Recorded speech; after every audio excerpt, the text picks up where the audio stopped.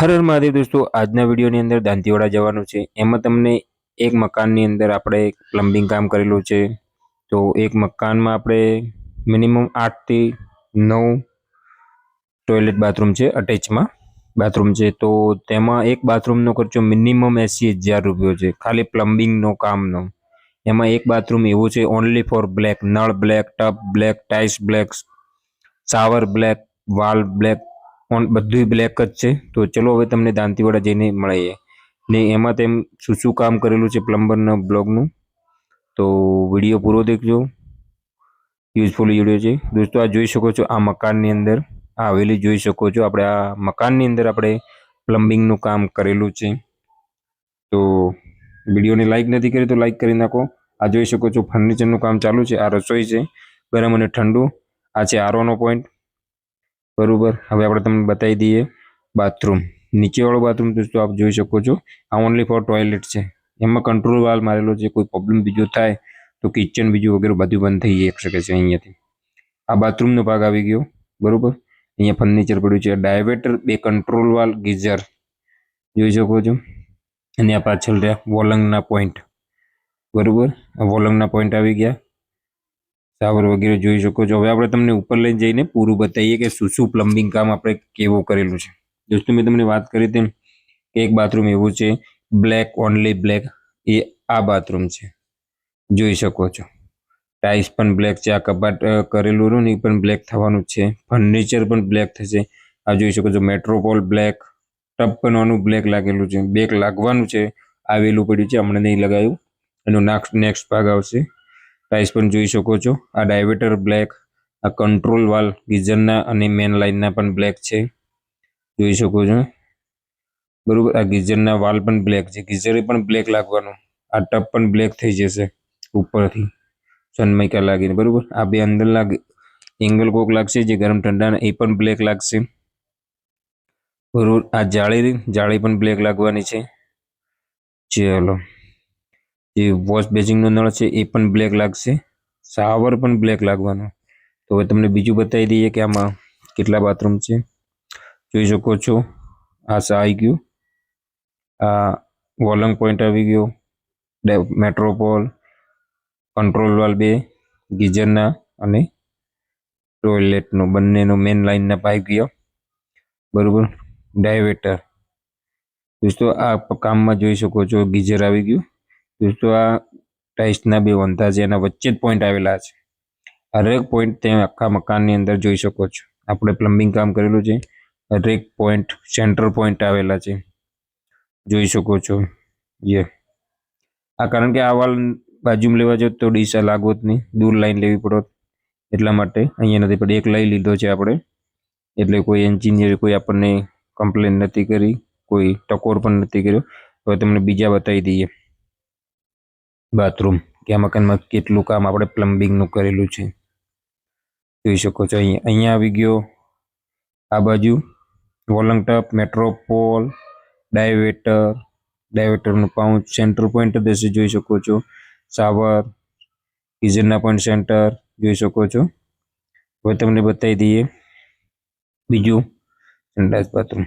ચલો દોસ્તો, પ્લમ્બિંગને લગતા દોસ્તો અહીંયા શાવર મિરર આવવાનો છે, બરોબર, વચ્ચોવચ્ચ। ઓનું નેક્સ્ટ પાર્ટ તમારે જોરદાર બનશે, કારણ કે હાલ સફાઈ બીજું ફર્નિચરનું કામ છે એટલે બરોબર નથી, પીઓપીનું કામ ચાલુ છે, પટી ગયું છે, એટલા માટે નેક્સ્ટ પાર્ટ દોસ્તો જોરદાર આવશે। હું તમને નેક્સ્ટ પાર્ટ ટૂંક જ સમયમાં નાખી દઈશ।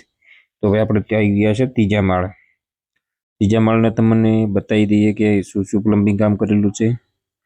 આમાં વોશ બેસિંગ દોસ્તો આ પ્રકારથી વોશ બેસિંગ લાગશે, જોઈ શકો છો। આ વોશ બેસિંગ અને ડાયવેટર જોઈ શકો છો, શાવર, ગીઝર વગેરે બધું, મેટ્રોપોલ, ડાયવેટર, વોલંગ ટપ અને પાછળ પડ્યું છે જો ટાઇલ્સનું કવર છે એના પાછળ વોલંગ ટપ પોઈન્ટ છે। હવે દોસ્તો તમને બીજું લાસ્ટ બાથરૂમ બતાવી દઈએ દોસ્તો। 3 તો નીચે છે, નીચે બતાવજો આપણે તમને બીજા ભાગમાં જે કમ્પ્લીટલી ફાઇનલ ફિટિંગ હશે, જ્યારે એસેસરી લાગશે ત્યારે ટપ, વોશ બેસિંગ, નળ, ટેન્ક તો તમને બતાવી દઈએ આજે। આ જોઈ શકો છો આખું ચોવીસ પ્રકારથી આપણે પ્લમ્બિંગ કામ કરેલું છે. વોલંગ પોઈન્ટ આપણે આ સાઈડ છે એનું જેમ એન્જિનિયર ડ્રોઈંગ હિસાબથી આ કામ કરેલું છે આપણે. ચલો જાળી આજે આપણે દોસ્તો જાળી લગાવવા આવ્યા હતા, કારણ કે આ કચરો વગેરે પાડે તો આપણે પાઇપમાં ભરાઈ ના જાય, એટલા માટે આપણે સેફટી માટે આવ્યા હતા. કારણ કે નામ તો પ્લમ્બરનું જ ખરાબ થાય કે તારી કે લાઈન બ્લોક થઈ ગઈ, એ ના ખબર પડે કે બીજાને કચરો નાખીને પાઇપમાં ભરાઈ ગયો. એટલા માટે આપણે દોસ્તો આજે જાળી નાખવા આવી ગયા હતા. જાળી લઈ આવી ગઈ હતી દોસ્તો. હવે આપણે જઈશું ટેરેસ પર, તમને આખું ટેરેસનું કેવી રીતે આપણે ફિટિંગ કરેલું છે.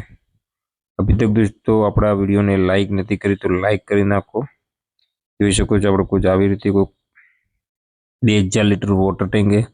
તો દોસ્તો અહીંયા 2 ગીઝર લાગવાના છે, 100 લીટરના 2 ગીઝર.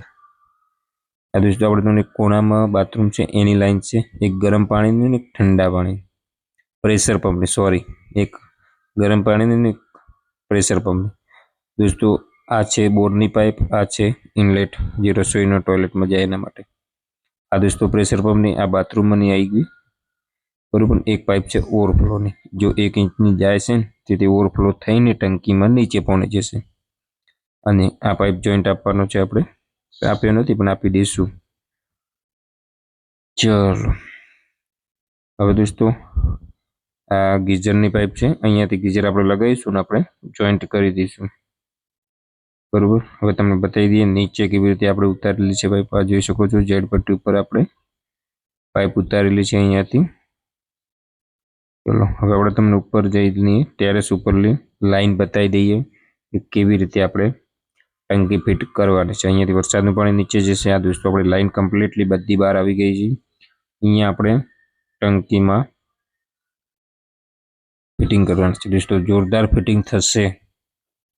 તો વિડીયોને લાઈક નથી કરી તો લાઈક કરી નાખો. જોઈ લો દાંતીવાડા, અને ચેનલને સબસ્ક્રાઈબ નથી કરી તો સબસ્ક્રાઈબ કરી નાખો, કારણ કે પ્લમ્બિંગના બ્લોગ કમ્પ્લીટલી આવતા રહેશે. આ દોસ્તો મેં ઝૂમ કર્યું છે, પ્રેશર પંપ આપણે ફિટ કરેલો છે, એનો વિડીયો કાલે આવી જશે.